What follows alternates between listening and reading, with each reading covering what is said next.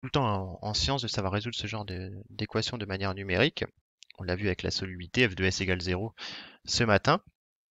Donc on va apprendre à résoudre f de x égale 0 et on fera un petit aparté sur comment résoudre f de x égale à une constante. Même si c'est facile à faire, parfois il y a des grosses erreurs que vous commettez pour résoudre ça.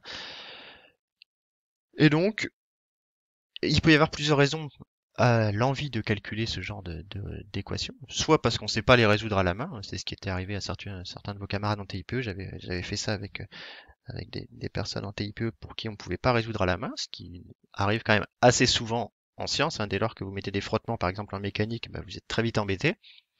Ou alors parce que bah, même si vous savez le calculer à la main, bah, c'est assez long à faire, et puis vous n'avez pas forcément envie, hein, si vous avez une équation de degré 3, vous n'avez pas forcément envie de la résoudre à la main.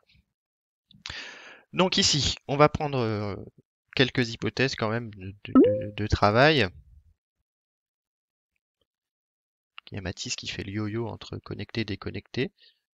J'espère que tout va bien pour Mathis.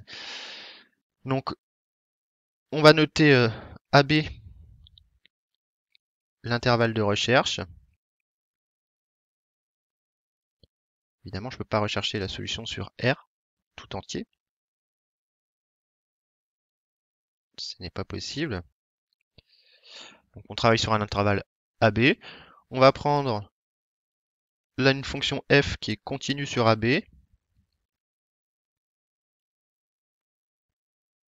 Et on va prendre une fonction f qui change de signe sur AB. Pour être sûr qu'on est bien un 0. Et donc, pour faire notre résolution, on va noter également dans toute la suite x étoile la valeur vraie de la solution de f de x égale 0, telle que f de x étoile égale à 0. Donc on va vouloir nous résoudre f de x égale 0, soit avec une certaine précision, soit au bout d'un certain nombre d'itérations. Donc on cherche à résoudre numériquement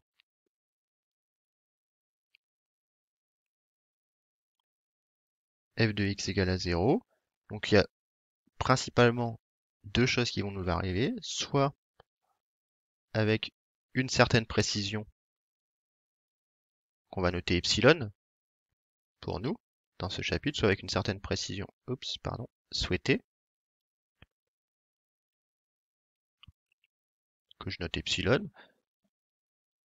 Désolé, ça écrit pas très bien. Soit pour un nombre d'itérations.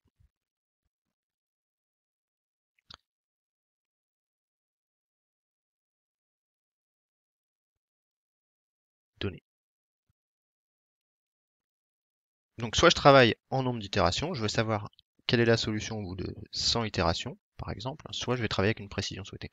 Évidemment, la solution en nombre d'itérations, bah, c'est pas la meilleure, hein, parce que si ça converge pas assez vite, vous allez dire tiens, je vais mettre 10 itérations, mais vous serez peut-être très très loin de la valeur vraie. Donc, il faudra être vigilant. Donc l'idée de ces méthodes, hein, que ce soit la dichotomie ou Newton, ça va être d'itérer un procédé. On va avoir deux procédés, hein, un ce matin, un la semaine prochaine. Donc itérer un procédé jusqu'à respecter un critère de convergence. Dès lors qu'on aura respecté un critère de convergence, que l'on va fixer nous-mêmes, évidemment, eh bien, on arrêtera notre méthode. Donc on va regarder quelques critères de convergence qu'on peut donner. Et après, on en choisira quasiment toujours le même. Donc quelques critères de convergence. Donc un premier critère qu'on pourrait essayer de résoudre en notant, si on note, ça se complique, je vais gommer, parce que ça va vite être illisible. Donc je vais noter x étoile la valeur vraie. Ça, on l'a déjà dit. Et donc on va noter Ah, ça y est, ça recommence. C'était trop beau. Hop, je vais gommer.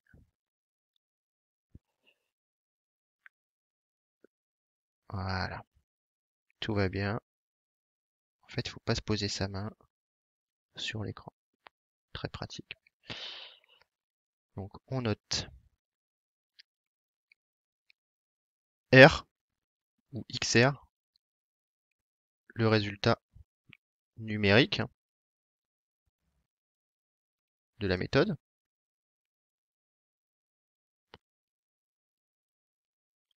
À ne pas confondre avec X étoile qui est la valeur vraie. C'est un X, hein, désolé. Donc on note XR, le résultat numérique. Ah tiens, moi sur mon écran, j'ai encore le grand trait pas gommé. Bon, c'est pas grave. Donc on pourrait imaginer un premier critère qui serait d'imposer que f de XR soit égal à 0. Je peux dire tant que l'image de l'image de XR par f n'est pas égale à 0, je continue de faire mon procédé. Est-ce que ce critère vous paraît légitime ou pas du tout?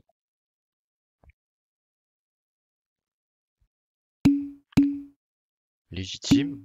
Non. Alors il y a des oui, il y a des non. Donc j'applique un procédé. Tant que f de XR n'est pas égal à 0, je continue ce procédé. Est-ce que mon programme va se terminer? Voilà, la fonction ne peut ne pas s'annuler. Alors nous, on a choisi une fonction qui changeait de signe, donc normalement il existe forcément un 0 de cette fonction sur l'intervalle AB. Par contre, rappelez-vous, hein, en Python, on travaille avec des flottants, et on avait fait un petit TP sur les flottants, et on avait fait une fonction toute bête qui était tant que 0,1 plus 0,1 plus 0,1 est égal à 0,3, faire quelque chose. Et on avait vu que, bah, en fait, comme 0,1 plus 0,1 plus 0,1 n'est pas égal à 0,3 en Python, bah, il y a des problèmes de calcul avec les flottants. Donc ça, évidemment, attention. Problème de calcul avec flottant. Donc ça, c'est jamais le critère, c'est pas celui qu'on va utiliser. Parce que ce critère ne va jamais, vos algorithmes ne vont jamais se terminer. Donc ça va quasiment tout le temps vous mener à une boucle infinie. Donc ça, on oublie. Hein, essayer d'imposer la valeur f de xr est égal à 0, on oublie. Un deuxième critère qui est un peu plus malin, c'est un critère de précision sur les abscisses. C'est-à-dire que on va s'arrêter dès lors que la valeur vraie moins la valeur calculée devient plus petite qu'une précision. Epsilon, par exemple. Ça, c'est une précision. Ça, c'est la valeur numérique calculée. Ça, c'est la valeur vraie. Alors ça, c'est un des meilleurs critères, hein, puisque dès lors que sur les abscisses, on a une erreur qui est très faible, bon, on va avoir en ordonnée quelque chose de très très proche de 0. Alors, quelle contrainte ça amène de choisir ce critère de précision sur les abscisses?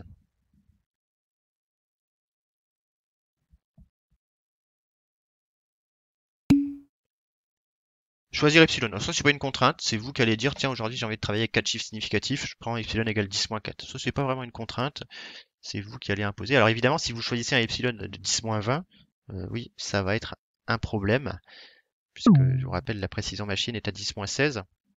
C'est peut-être une bonne chose de le rappeler. Ça sert à rien de choisir des précisions en dessous de 10-16, vous allez avoir des problèmes. Mais quel est le problème autre de ce critère? Qu'est-ce que j'ai besoin de connaître pour appliquer ce critère? Adapter epsilon en fonction de l'intervalle AB, oui, bon ça c'est pas. Tout ça c'est pas des vrais problèmes. Continuité, ouais. Et oui, le problème c'est x étoile. Alors il faut que la fonction s'annule dans l'intervalle, ça c'est vrai. Ça peut aussi être un problème. Dans tous les cas, quand vous allez faire un algorithme de dichotomie ou de Newton, si jamais vous avez choisi un intervalle dans lequel il n'y a pas de zéro, bah évidemment, ça va poser un problème. Ça c'est vrai. Mais il est vrai que dans le principal problème de ce critère, c'est que je dois connaître la valeur vraie. Et la valeur vraie, je la connais pas toujours, sinon j'appliquerai pas ma méthode. D'accord? Donc on va devoir un petit peu euh, biaiser ici la méthode, utiliser des petites astuces pour pouvoir utiliser ce critère. Donc là, attention ici, la valeur vraie n'est pas toujours connue. Hein, j'ai pas forcément envie, même si c'est ce qu'on va faire en exemple tout à l'heure, de calculer la solution de x carré égale 2 par une méthode numérique, puisque je sais la calculer à la main. On prend epsilon sur l'ordonnée, bah, vous faites la continuité du cours. Hein. Le troisième chose qu'on peut faire, c'est de prendre un critère de précision sur les ordonnées, ce qui peut être pas mal aussi. Hein. On s'arrête dès lors que la valeur absolue de f de xr devient plus petite qu'une précision donnée epsilon. C'est pareil, c'est un critère qu'on peut utiliser. Il peut évidemment, selon la tête de la fonction, ça peut une petite valeur, un petit écart de xr peut amener une très grande valeur écart d'ordonnée. Donc parfois on va avoir quelque chose de très faux. Mais attention à l'allure de la fonction. Si vous avez une fonction qui varie énormément entre juste avant le 0 et juste après le 0, bah, vous allez avoir une grosse erreur sur les images, mais ça peut être utilisé.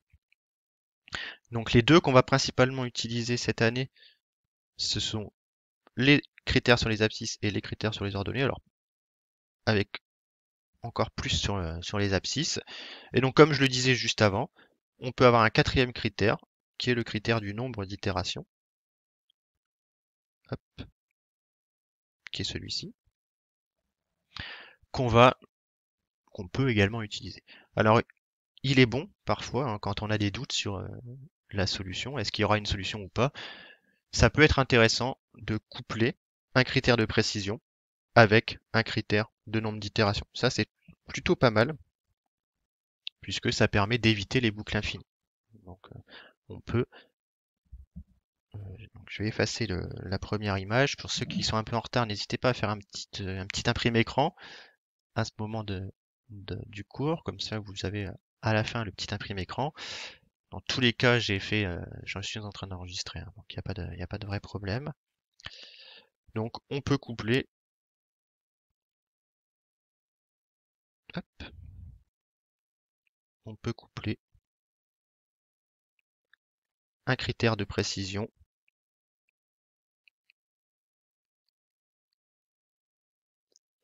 avec un critère de nombre d'itérations. Comme ça, on est sûr que notre programme s'arrête un jour. Donc ça, n'hésitez pas à le faire quand vous êtes sûr. C'est surtout pour les fonctions pour lesquelles vous n'êtes pas sûr de la valeur du 0. Très bien, donc ça c'était un petit peu les généralités. Donc nous, on va maintenant regarder ce matin la méthode de la dichotomie.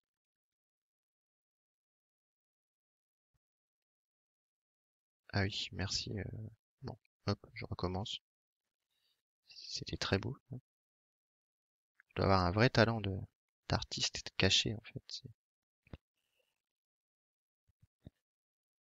Donc ce matin, c'est la dichotomie qu'on va travailler.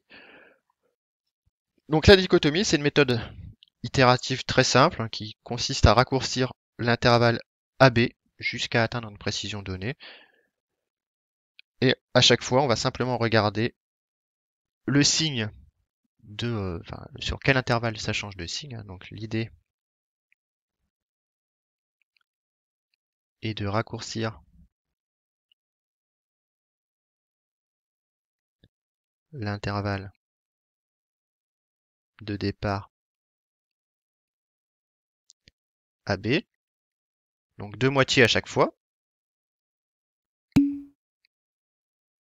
Il était écrit quoi, monsieur? J'avais simplement écrit qu'on peut coupler un critère de précision avec un critère de nombre d'itérations.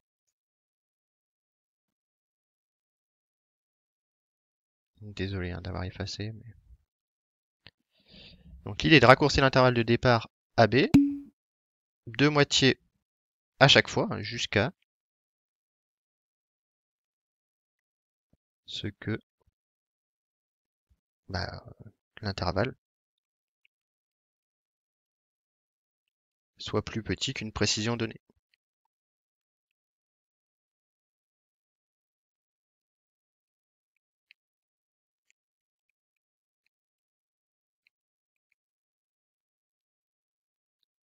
Donc on part d'un intervalle AB de taille quelconque, Et on regarde si le 0 est à gauche du milieu de l'intervalle, à droite du milieu de l'intervalle, et ensuite on rapproche la borne gauche ou la borne droite. Donc à chaque étape,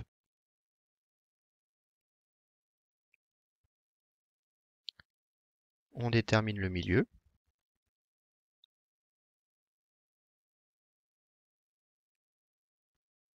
Puis on détermine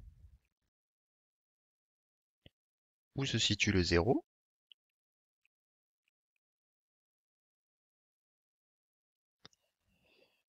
Donc deux cas, hein. Soit le 0 se situe à gauche, le 0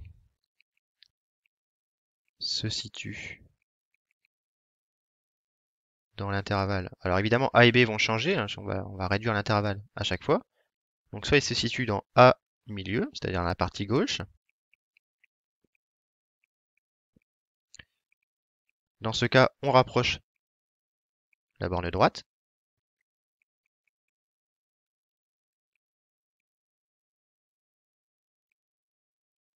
De l'intervalle. Soit le 0 se situe dans la partie droite. Et dans ce cas-là, je rapproche la borne de gauche, tout simplement.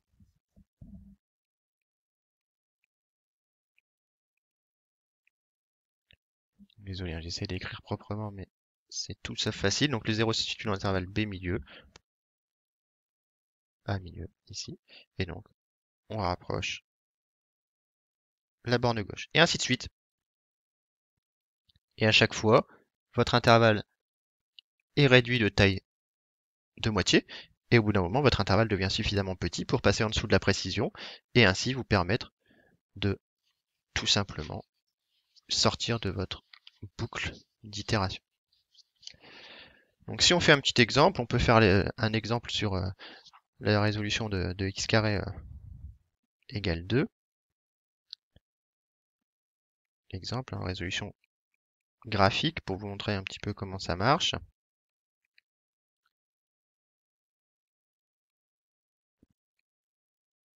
De x carré moins 2 égale à 0 sur l'intervalle 0, 2. La valeur vraie, c'est racine de 2.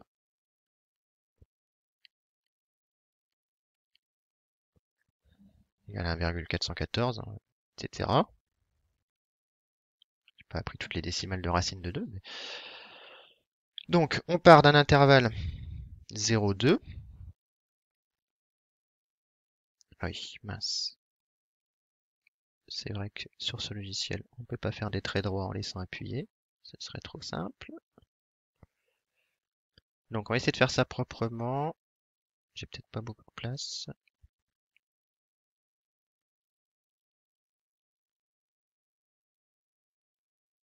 Voilà.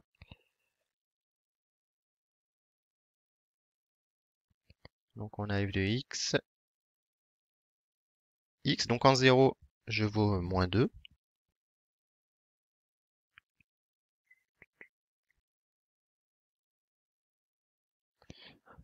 En racine de 2, on vaut 0. En 1, on va valoir moins 1.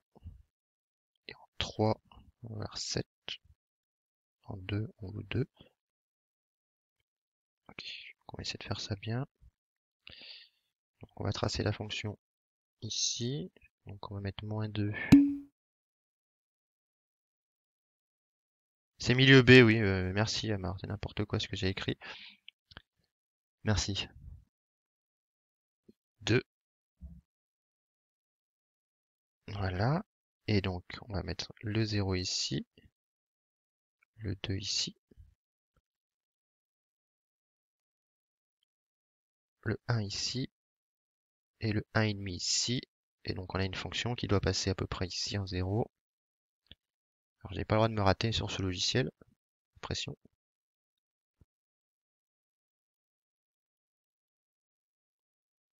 Voilà, à peu près. Et donc on cherche la solution sur l'intervalle 0,2. Donc l'intervalle de départ, c'est 0,2. On va le tracer en rouge.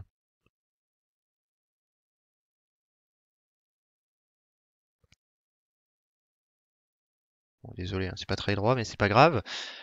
Donc on a un A0 si vous voulez. Oups. B0. On calcule le milieu. Le milieu ici, ça fait 1.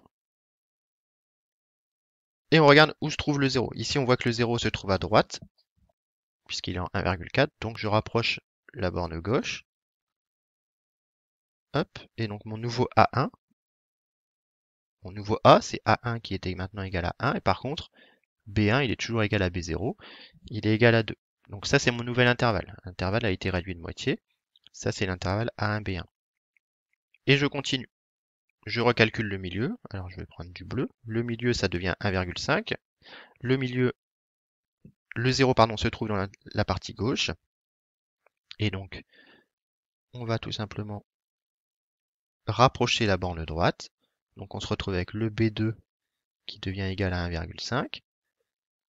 Et le A2, lui, il n'a pas bougé, il est toujours égal à 1. Donc, je me retrouve avec un nouvel intervalle qui a encore été réduit de moitié à 2B2. Et je continue. Je calcule le nouveau milieu. J'ai plus beaucoup de couleurs possibles. Le orange, qui est à 1,25. Et je rapproche cette fois-ci la borne gauche, et ainsi de suite. Et vous voyez que j'encadre au fur et à mesure mon 0 de manière de plus en plus précise. A3B3, et ainsi de suite. Et je vais jusqu'à ce que le critère de convergence soit respecté. Ça va pour l'idée? C'est assez intuitif. Normalement, tout le monde a déjà vu de la dichotomie dans sa vie. Donc maintenant, la seule chose qui nous reste à faire pour pouvoir programmer un algorithme de dichotomie, c'est de trouver un critère qui nous permette de dire si le milieu est à gauche ou à droite de l'intervalle. Donc là, il nous manque juste un critère qui nous permette de faire ça. Et le critère, ça va être de comparer le produit de l'image, par exemple de la borne gauche, avec le milieu, et le produit de l'image du milieu avec la borne droite. Et de chercher à quel endroit ça change de signe. Donc le critère qu'on va rechercher, hein, c'est est-ce que je peux effacer? Peut-être qu'il y a moyen de mettre un encadré blanc. Ah ben non, parce que les encadrés sont pas pleins. Ce serait trop simple. Je peux effacer le petit schéma ou pas encore? Sinon, faites une capture d'écran.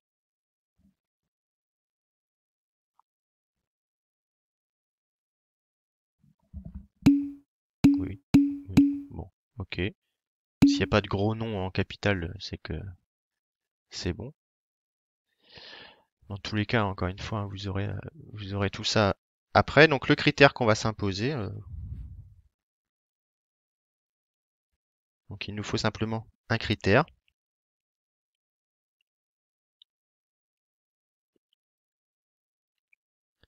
Il nous faut un critère pour savoir où se trouve le 0.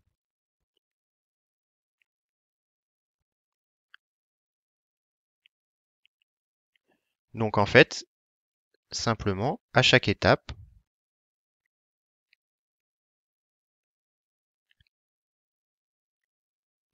on va calculer le milieu.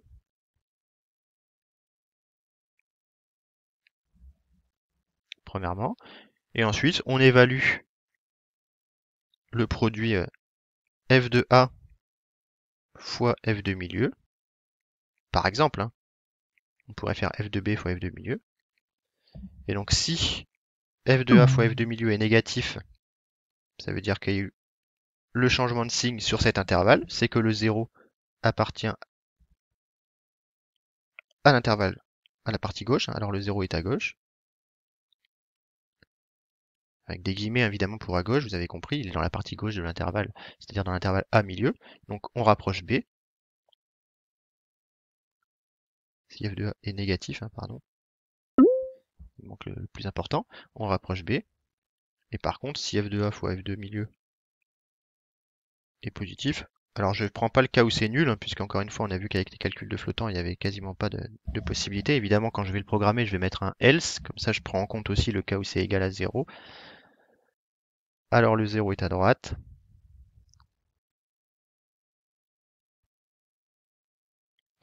Et on rapproche A. Voilà, tout simplement ce qu'on va faire. À chaque fois, on calcule le milieu, on évalue f2a fois f2 milieu, on regarde le signe et on rapproche soit à droite, soit à gauche. Donc on va programmer ça en Python, on va voir que ça fonctionne plutôt bien. Il existe d'autres critères, ou il y a sûrement d'autres critères, mais c'est le plus simple, c'est celui qu'on utilise. En plus, c'est celui qui permet d'avoir un invariant très simple, un invariant de boucle très simple. Après, peut-être qu'il existe d'autres versions, je sais pas, hein, mais c'est celle-ci qu'on apprend dans tous les livres, en tout cas, de dichotomie. Donc, dernière chose simplement avant de programmer, à la fin de notre programme,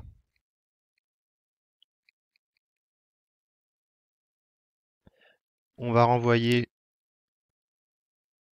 le milieu du dernier intervalle.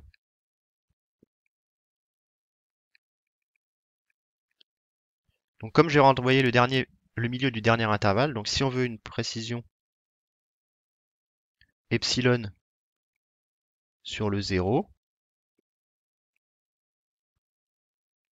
et bien moi je vais renvoyer à la fin mon xr, qui va être le milieu de l'intervalle. Ben, j'autorise epsilon de chaque côté, en termes de précision. Moi je veux x égale xr plus ou moins epsilon, si on parle en termes d'incertitude. Donc le dernier intervalle, hein, il est de taille 2 epsilon. Donc c'est pour ça que quand on va le programmer, il faudra comparer la taille de l'intervalle à 2 fois la précision, ou à 2 fois epsilon, et non pas epsilon. Bon, après, ça dépend ce qu'on prend comme précision. Est-ce qu'on prend la précision comme étant la taille de l'intervalle, ou la précision comme étant la précision sur le 0? Donc ça peut varier un petit peu, mais c'est une petite remarque. Donc ici, on va avoir un petit 2 fois epsilon. Donc on y va, on va programmer ça maintenant. Et puis on va regarder à quelle vitesse un petit peu ça converge. Alors, je vais essayer de partager le piezo, comme ça ce sera plus sympa. Donc, on y va, on va partager. Alors, je vous laisse faire une petite capture d'écran pour ceux qui sont en retard, parce que dès que je vais partager, ça va vous faire disparaître tout ce qu'on a fait avant. Donc, normalement, si je partage piezo, c'est parti. Donc, on va se définir une fonction dichotomie. Alors, on n'a pas discuté ensemble de ce qu'on lui mettait en argument à cette fonction. Qu'est-ce qu'on peut lui mettre? On va réinitialiser tout ça. Hop. Qu'est-ce qu'on se met en argument? La fonction, ouais, f, a, b, epsilon, très bien. Alors pourquoi y, Amar? Qu'est-ce que vous appelez y?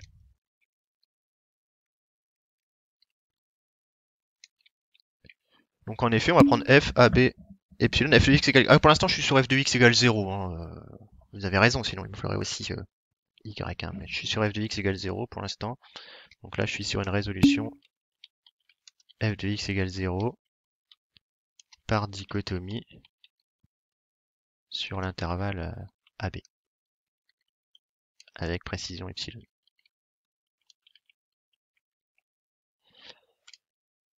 Donc on va se prendre une fonction. On pourrait aussi la faire en nombre d'itérations, parce qu'on peut éventuellement c'est rajouter un nombre d'itérations qu'on peut fixer par exemple, je sais pas moi, à 100 ou à 50. Comme ça, vous n'êtes pas obligé de le préciser, mais ça permet d'éviter tout problème, comme on l'a vu tout à l'heure. Donc on suppose évidemment les hypothèses exposées au début du cours vraies, comme ça il n'y a pas de problème. Et puis on va utiliser un nombre d'itérations qu'on peut garder. Vous n'êtes pas obligé de la faire, la partie avec le nombre d'itérations. Hein, mais... Et donc on va dire que tant que b-1 est supérieur à 2 fois epsilon, et que le nombre est plus petit que le nombre d'itérations, donc évidemment on suppose a plus petit que b, on pourrait mettre un assert si on veut, et f de a fois f de b change de signe. On pourrait les mettre en assert, pour ceux qui connaissent. Donc tant que b-a est plus grand que 2 fois epsilon, c'est-à-dire que tant que l'intervalle est trop grand, ou que j'ai pas atteint le nombre d'itérations, eh bien je fais quelque chose. Ce quelque chose, c'est je calcule le milieu. Alors on n'en a pas parlé, mais les coordonnées du milieu, ça vaut, c'est quoi le milieu de l'intervalle?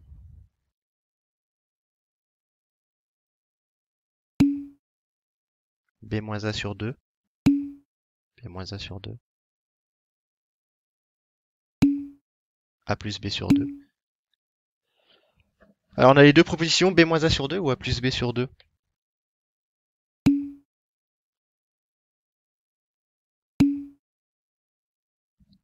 Si on prend B-A sur 2, le milieu de l'intervalle 1, 2, par exemple, ça ferait 2 moins 1, 1 sur 2, 1 demi. Ça correspond pas, oui, c'est bien A plus B sur 2. En fait, c'est A plus B moins A sur 2, pour rebondir sur ce que proposait François, par exemple, et ça fait A plus B sur 2. Donc le milieu, c'est A plus B sur 2. Donc on calcule le milieu. Et puis, comme on l'a vu tout à l'heure, si f de A fois f de milieu est négatif, alors c'est que le 0 est à gauche. Donc on ramène la borne droite. Et sinon, on ramène la borne gauche. Dans ma version, on va rajouter une itération. Et puis, on renvoie le milieu à la fin.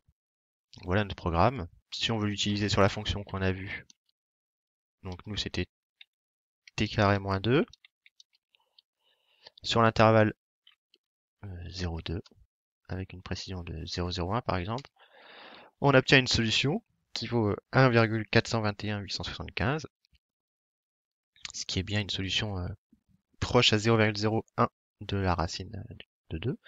Et puis on peut tranquillement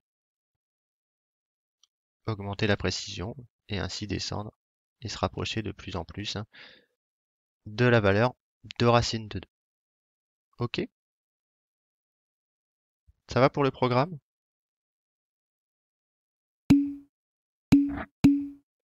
Donc ce qu'on peut faire maintenant, c'est essayer de regarder un petit peu à quelle vitesse ça va converger.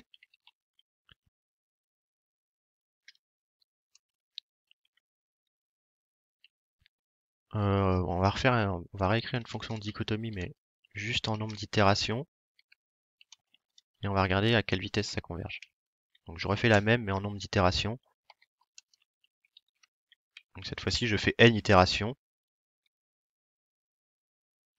If f de a au milieu égale a plus b sur 2. On fait exactement la même chose, mais en nombre d'itérations pour pouvoir comparer.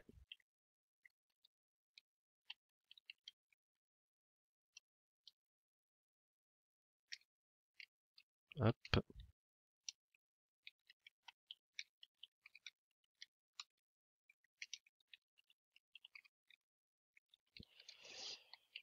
Comme ça, on va pouvoir regarder à quelle vitesse ça converge. Donc on recommence, je vais pas l'appeler dico.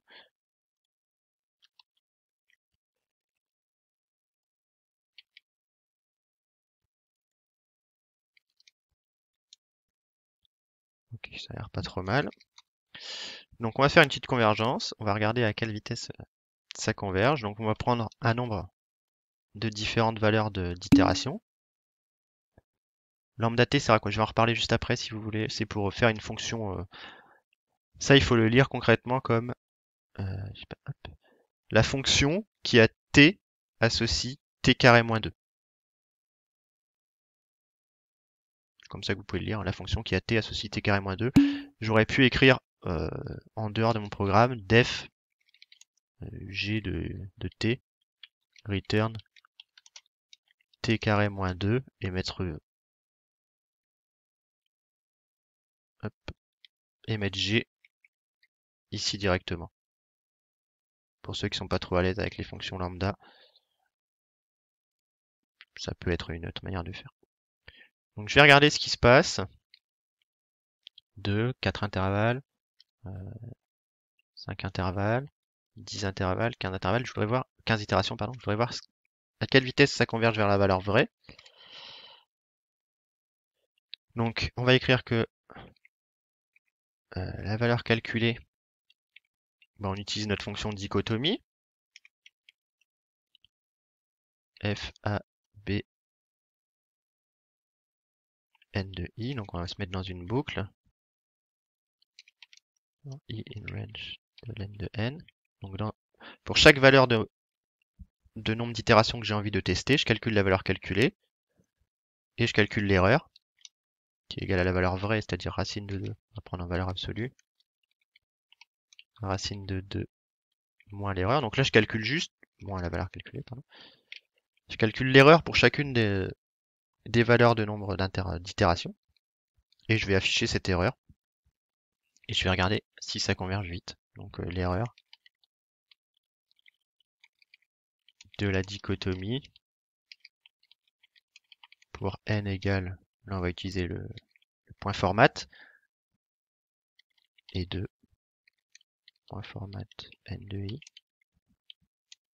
erreur. Et donc on va regarder la convergence. Donc nous c'est G maintenant sur 0,2. Ok. Alors qu'est-ce qu'on observe? Donc vous voyez que pour n égale 2, vous avez une erreur qui vaut 0,08. Pour n égale 4, 0,039. Et ainsi de suite. Donc est-ce que vous observez une convergence rapide, pas rapide?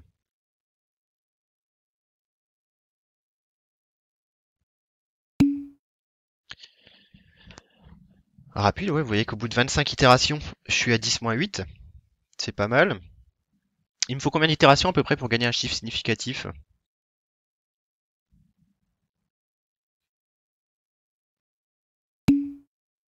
10.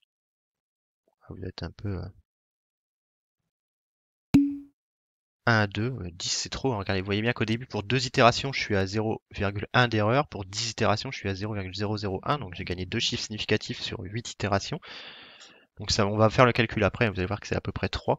Donc toutes les 3 itérations, si on peut retenir quelque chose, c'est que toutes les 3 itérations, je gagne un chiffre significatif en base 10. Donc c'est assez sympa. Ça converge quand même assez bien.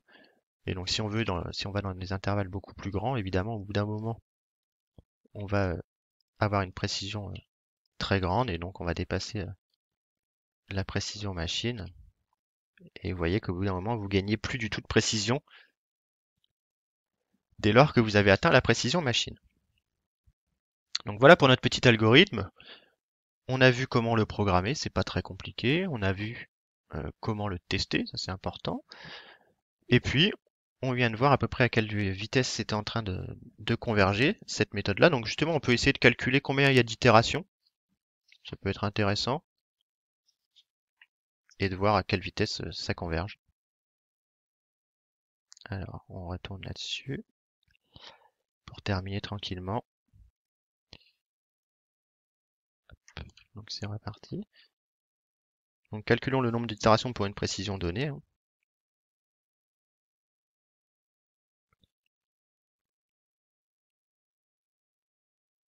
Calculons le nombre d'itérations pour une précision donnée. Ah, c'est un problème.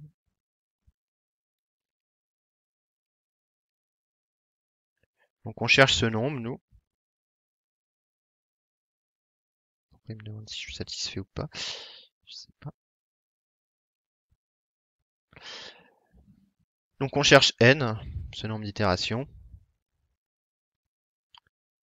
tel que, on sait qu'on est sorti de l'algorithme dès lors que l'intervalle était plus petit que 2 fois epsilon. Et donc, étant donné qu'on réduit l'intervalle de moitié à chaque fois, au bout de n itérations, l'intervalle a une taille b-a sur 2 puissance n. Donc on cherche n tel que b-a sur 2 puissance n soit plus petit que 2 epsilon. Est-ce que c'est clair pour tout le monde ce critère d'arrêt? Le critère d'arrêt, c'est que l'intervalle soit devenu plus petit que 2 epsilon, vu que j'avais mis un while b-a plus grand que 2 epsilon. Et comme on divise de moitié l'intervalle à chaque fois, comme je divise de moitié à chaque fois l'intervalle, Gaël, Au bout d'une itération, mon intervalle c'est b-a sur 2. Au bout de 2 itérations, mon intervalle a une taille de b-a sur 4, etc. Comme on l'a vu tout à l'heure, on est parti de 0, 2, après on est sur 1, 2, après on est sur 1,5, 2, après on est sur 1,25, 2, et ainsi de suite. Donc à chaque fois, mon intervalle est divisé par 2, et donc si j'ai fait n fois la dichotomie, bah, mon intervalle il fait plus b-a, mais il fait b-a sur 2 puissance n. Évidemment, avec b et a inchangés, hein. Ça, ce sont les B et A de départ, hein. Ce ne sont pas les B et A actualisés à chaque fois, sinon évidemment ça va pas être correct. Et donc pour trouver n, bah, c'est pas très compliqué, hein. Vous avez que b-1 sur epsilon doit être plus petit que 2 puissance n plus 1. Et donc vous en déduisez que n plus 1 ln de 2 doit être plus grand que ln de b-a sur epsilon. Et donc vous en déduisez que n doit être plus grand que ln de b-a sur epsilon divisé par ln de 2 moins 1, et ln de b-a sur epsilon divisé par ln de 2, c'est le log en base 2 de b-a sur epsilon moins 1. Et donc on peut trouver ainsi le nombre d'itérations pour passer une précision donnée. Donc exemple, x carré moins 2 égale 0, c'est celui qu'on résout depuis le début, sur 0, 2, avec epsilon égale 10 moins 2, eh bien ça nous fait n qui doit être plus grand si on fait l'application numérique. ln de 2, 10 puissance 2, divisé par ln de 2, moins 1. Ça fait n qui doit être plus grand que 6,64. Donc n égale 7 itérations.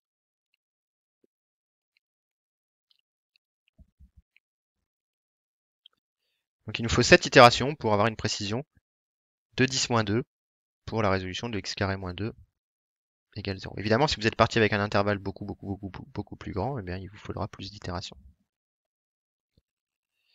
Et si on fait le calcul pour epsilon égale 10 moins 3, eh bien, vous allez trouver « 10 itérations ».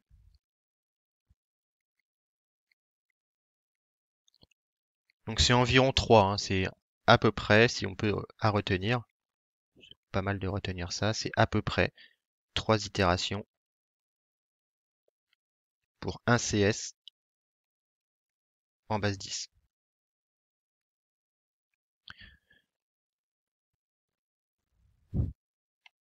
Ce qui est pas mal, hein. Ça converge quand même assez vite. Ça va converger moins vite qu'une méthode de Newton, hein, évidemment. La méthode de Newton qu'on verra la semaine prochaine converge à une vitesse très rapide.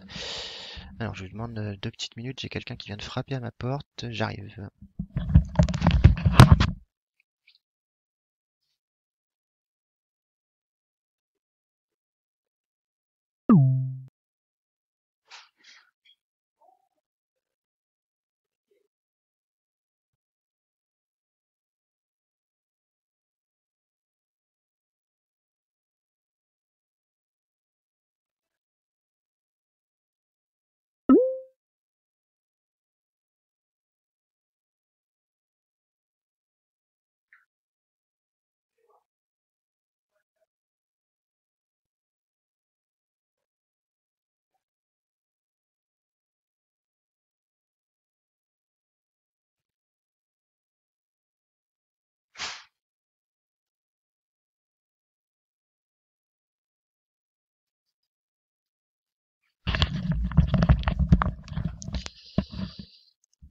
Désolé, les joies du télétravail. Ok, donc on était sur le nombre d'itérations, un CS en base 10, toutes les 3 itérations. Donc voilà un petit peu ce qu'on peut retenir. À chaque itération, on gagne un chiffre significatif en base 2 en fait, étant donné qu'on réduit l'intervalle de moitié. À chaque itération, je gagne un chiffre en base 2. Donc si on fait un bilan sur la dichotomie,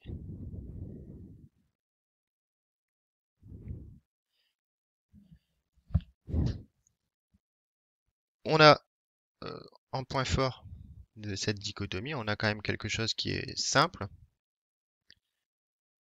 On a une convergence qui est quand même assez rapide.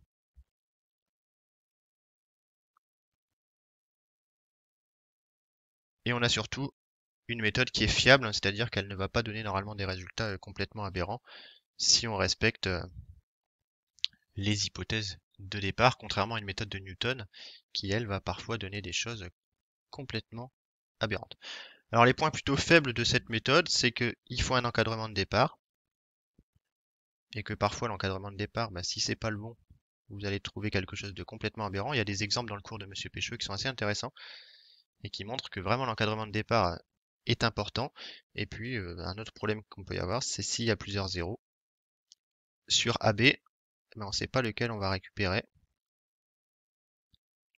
Donc encore une fois, le problème de l'intervalle de départ. Donc voilà les vrais problèmes qu'on peut rencontrer. Dernière chose, pour finir, la petite résolution de f de x égale c, dont je vous avais parlé au début. Comment on fait pour résoudre f de x égale c à l'aide de la méthode de dichotomie?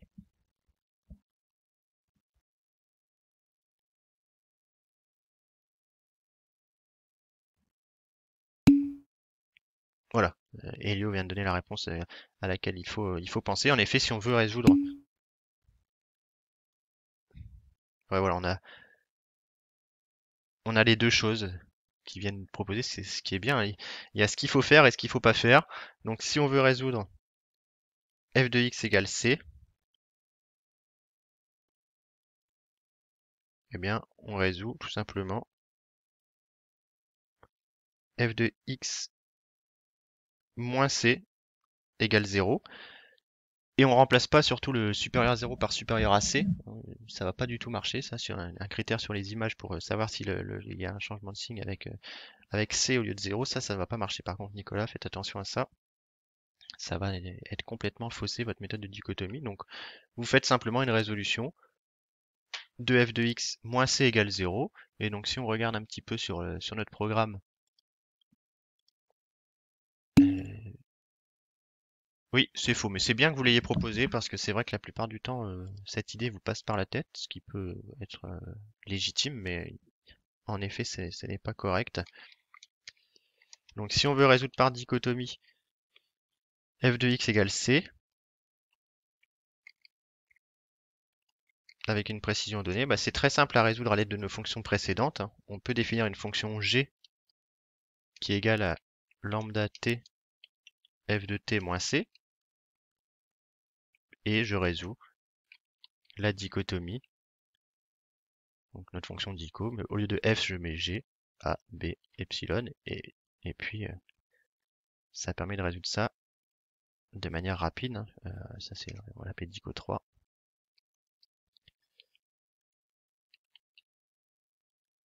Et cette fois-ci, on peut mettre x au carré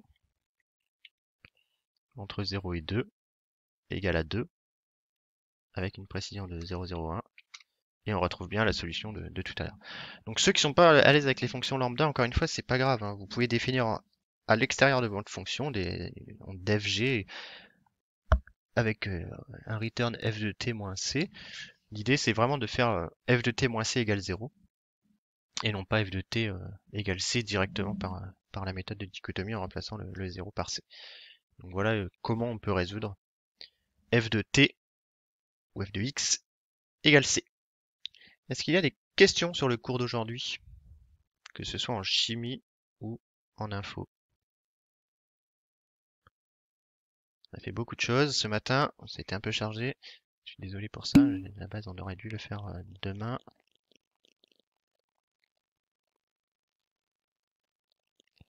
Alors je répondrai à votre question juste après Gaël, en faisant un petit dessin. Il n'existe pas de fonction native en Python, si il existe des fonctions en Python pour faire ça. Alors attendez, que je regarde, je les connais pas forcément toutes par cœur, je dois l'avoir dans le poly. Si, il y a des fonctions. Est-ce que je l'ai quelque part ce truc-là? Attendez, je cherche.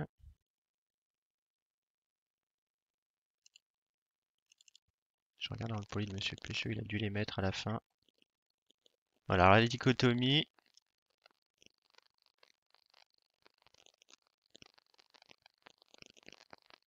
C'est dans skype.optimize.bisect apparemment. Mais vous aurez ça dans le poli de Monsieur Pécheux que je vais vous envoyer tout à l'heure. Mais dans la bibliothèque Skype, vous avez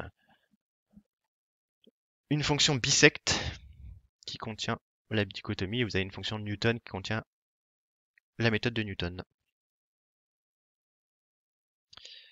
D'autres questions? Tout va bien?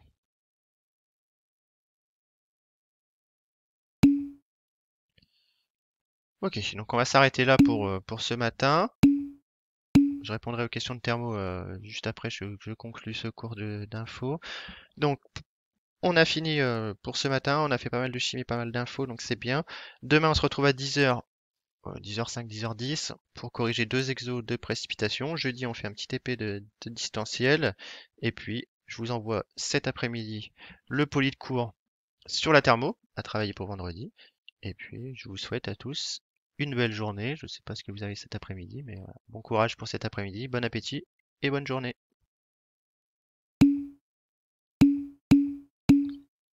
À demain. Alors, je vais essayer de retrouver